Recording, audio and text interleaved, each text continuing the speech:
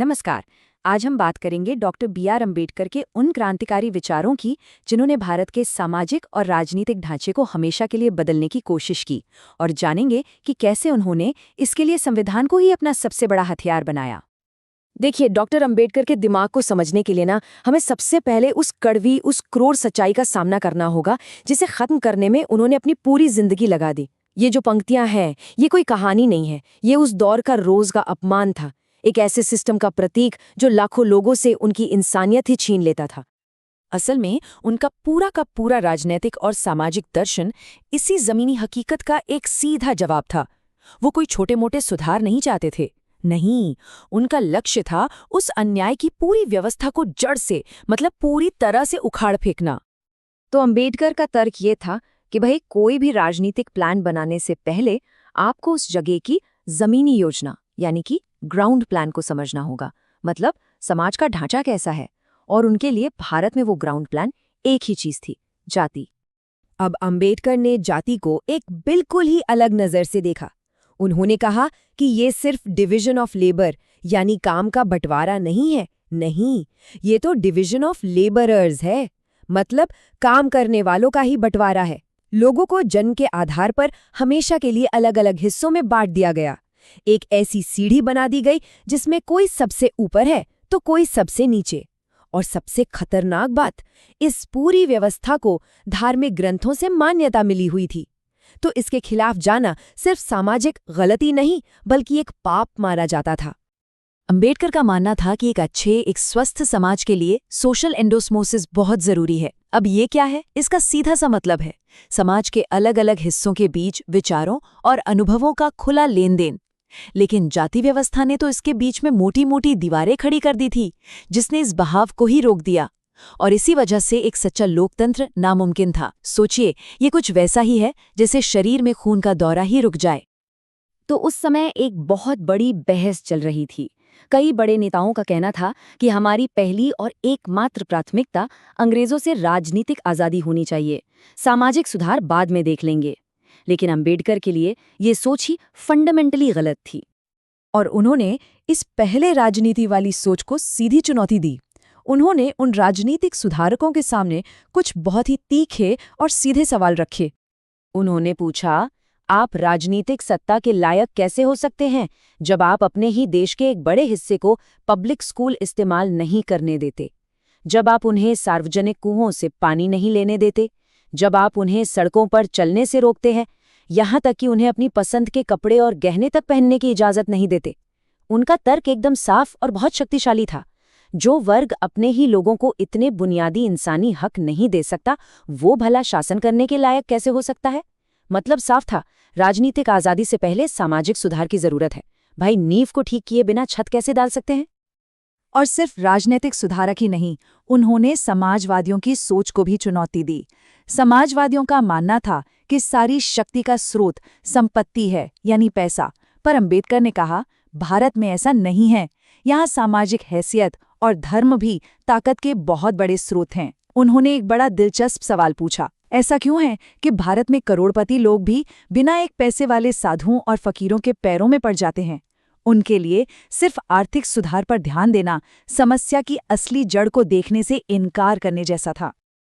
तो ठीक है, अगर राजनीति का रास्ता भी अधूरा था और सिर्फ आर्थिक सुधार भी काफी नहीं थे, तो अंबेडकर का समाधान क्या था? उनका समाधान वो सचमुच क्रांतिकारी था। उन्होंने कहा, हम समाज को बदलने के लिए देश के सबसे बड़े कानून यानी संविधान का ही इस्तेमाल करेंगे। इसके लिए उन्होंने सबसे पहले लोकतंत्र की परिभाषा ही बदल दी। उन्होंने कहा, डेमोक्रेसी सिर्फ सरकार बनाने का एक तरीका नहीं है। अरे नहीं, ये तो साथ मिलकर जीने का एक तरीका है, एक दूसरे के प्रति सम्मान और श्रद्धा रखने का नजरिया है। और ये नजरिया जाति व्यवस्था के रहते हुए तो आ ही नहीं सकता था, क्योंकि जाति व्यवस्था की बुनियाद ही अनादर पर टिकी थी। लेकिन यहाँ एक बहुत बड़ा सवाल था, एक पहेली थी जिससे अंबेडकर जूझ रहे थे। सवाल ये था कि देश में आर्थिक क्रांति यानी स्टेट सोशलिज्म कैसे लाया जाए, वो भी बिना तानाशाही के, क्योंकि अक्सर देखा गया है कि ऐसी क्रांतियां तानाशाही में बदल जाती हैं। तो लोकतंत्र को बचाते हुए ये कैसे हो? और यहीं पर उनका जीनियस आइडिया सामने आता है। उन्होंने 3 कदम सुझाए। पहला, संसदीय लोकतंत्र को बनाए रखो ताकि लोगों की आज़ादी बनी रहे। दूसरा, स्टेट सोशलिज्म को संविधान का ही हिस्सा बना दो, मतलब देश के बड़े उद्योग, बीमा और खेती की जमीन सरकार की होगी। और तीसरा, और ये सबसे जरूरी था, इस नियम को इतना पक्का कर दो कि कोई भी सरकार सिर्फ बहुमत के जोर पर इसे बदल ना सके। ये एक तरह से आर्थिक लोकतंत्र को राजनीतिक लोकतंत्र की बुनियाद में ही सीमेंट करने जैसा था। अंबेडकर की सोच सिर्फ सामाजिक और आर्थिक मुद्दों तक ही नहीं रुकी। वो भारत में राजनीतिक शक्ति के बंटवारे को लेकर, मतलब देश के सियासी भूगोल को लेकर भी बहुत ज्यादा चिंतित थे। उन्हें एक बहुत गहरे और परमानेंट बंटवारे का डर सता रहा था। उन्होंने बहुत पहले ही ये चेतावनी दी थी कि भाषा के आधार पर जो राज्यों का बंटवारा हो रहा है, उससे एक खतरनाक असंतुलन पैदा हो रहा है। उन्होंने कहा कि उत्तर में बहुत बड़े-बड़े और ताकतवर राज्य बन रहे हैं, जबकि दक्षिण छोटे-छोटे बिखरे हुए राज्यों में बंट रहा है। उन्होंने इसे नाम दिया उत्तर का सुदृढ़ीकरण और दक्षिण का बाल्कनीकरण। और ये सिर्फ कोई थ्योरी नहीं थी, आंकड़े इस सच्चाई को साफ साफ दिखा रहे थे। जरा देखिए, अकेले उत्तर प्रदेश की आबादी उस वक्त 6 करोड़ से ज्यादा थी, जबकि दक्षिण के किसी भी राज्य की आबादी उसके आधे से भी कम थी। अंबेडकर को यही डर था कि इससे उत्तर का एक ऐसा परमानेंट राजनीतिक दबदबा बन जाएगा जो हमेशा दक्षिण पर भारी पड़ेगा। और इस असंतुलन का असर फौरन दिखने भी लगा था।